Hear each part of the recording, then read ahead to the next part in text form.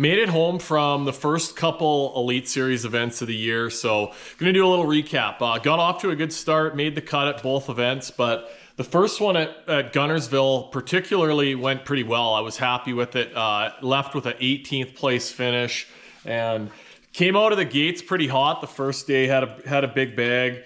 And then, you know, kind of hung in there the next 2 days, but caught quite a few fish. I mean, it was tough. It was as cold a week of fishing as in my 15 seasons of traveling to fish.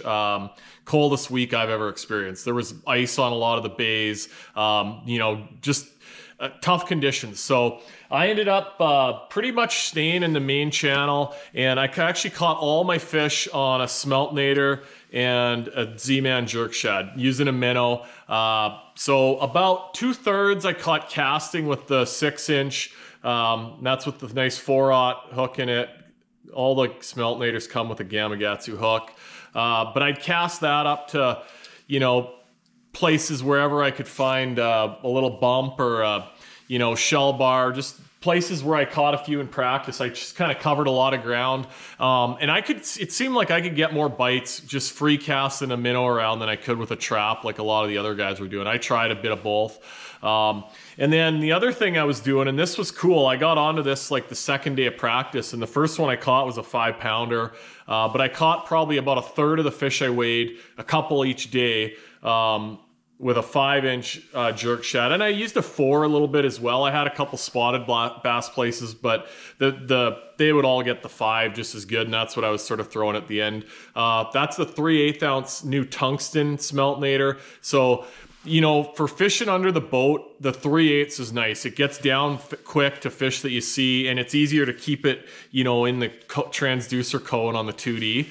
We were not allowed to use forward sonar in that event, so yeah, I got quite a few. If I, you know, saw a fish on the screen, I would drop this thing down. If I saw a stump or, you know, I had a Humminbird 360 on the front, and that helped me, like, you know, see when I was coming up to stumps and hard spots and, you know, like brush, whatever, anything on the bottom I could kind of see and just kind of move in that direction and get on top of it with that bait. And the first day and the first little bit of practice, they were really easy to catch. I mean, I was catching almost everything I dropped this down to. And then as the tournament went on, once I started sort of fishing hard on a few of the places I had, they got a lot harder to catch. I wish I would have had a few more spots, but we got out of that event pretty good. And yeah, like I said, all on the jerk shad and the Smeltinator. Bait's been so good to me over the years.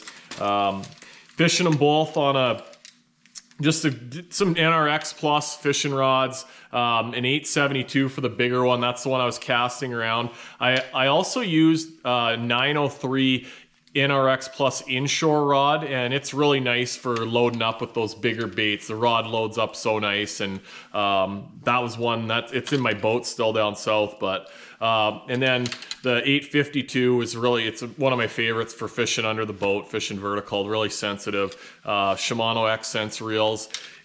8-pound Power Pro and like a 10 or 12-pound leader. I think I was using a 12 on the big bait and a 10-pound leader on the smaller one. But those were my setups. Caught a bunch of fish, had some fun, and I was kind of in my happy place getting to use the 2D. It's sort of how I made it fishing down south over the years. Was I could do pretty good in a lot of the tournaments where I could fish offshore, use the 2D, and you know, obviously things have changed a lot in the last few years, but it felt good to get off to a good start to the season.